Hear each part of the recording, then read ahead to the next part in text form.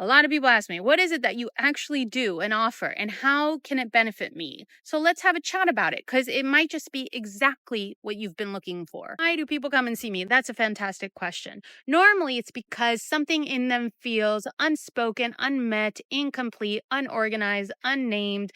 It just feels off. I'm usually not the first stop, but before they reach me, they've pretty much done every healing modality possible. Done coaching, they've done decades of therapy, somatic experiencing, they've done breath work, they've done hypnosis. I mean, you name it and they've done it. And it's still like, So I help or guide or assist in the completion of this empty space, this void, this deep knowing that just doesn't have a name. I get people from all stages of life, from their 20s to their 70s, because my work really focuses on gaining clarity through transitional moments. So here are some examples of when people would come to me. Identity changes, when an old version of you is dying and the new version of you is birthing, and you're kind of stuck in the middle of the two. Shifts in relationships, may it be divorce or death, or a new relationship that you're trying to go into with more awareness, or even transitions within a long-term relationship. Emotional resurfacing, when old wounds come back that you've worked on, you're like, why again? Well, these wounds have layers. So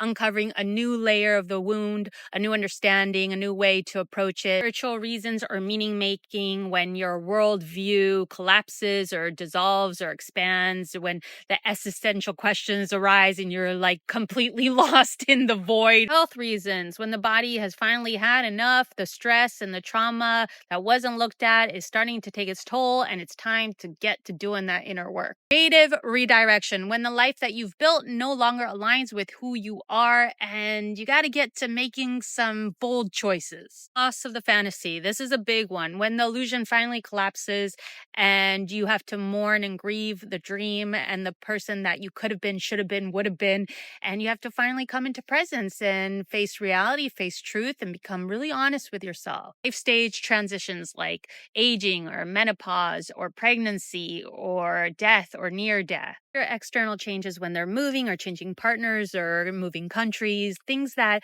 require a new self to be explored. Achievement grief, at least that's what I call it, when you finally reach that goal that you thought was going to save your life and make all the difference, and it's so unsatisfying and so incomplete that you start questioning your entire life. Power shifting roles, when people are moving into leadership positions that require of them to have self-belief and authority, or the other way around, when they're moving down from high roles to something more simple and minimalistic, learning about less is more and grounding. Finally, awakening and enlightenment, people that finally reach this transcendence, and after the burst of bliss, they find themselves lost and questioning life more than ever. We meet these moments by whatever means necessary. There is nowhere that I'm not willing to go with you. I'm not attached to any modality or structure. We can simply listen, like the most foundational gift of being human. So what does that look like? Well, it could look like a lot of talking. It could look like no talking, just sitting with each other. It could look like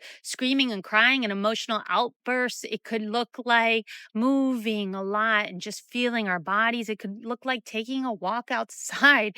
It could look like reflecting and bouncing ideas back and forward. It really can look like anything that you and I can imagine together. Together, we build a personal toolbox meant to get you through this transitional moment into the next version of you. I've been lucky where most of my clients have been with me for over 10 years. And through that long-term relationship, we come with these different versions of ourselves with new creative ideas. We can unlock doors that maybe were locked before, or maybe even enter doors that were never there. If you're ready to meet yourself in a space that is non-judgmental, that will not beat down your narrative to death, that opens up possibilities to explore yourself in the many ways that you are, through spirit, through mind, through body, through energy, then this might just be the place that you've been looking for.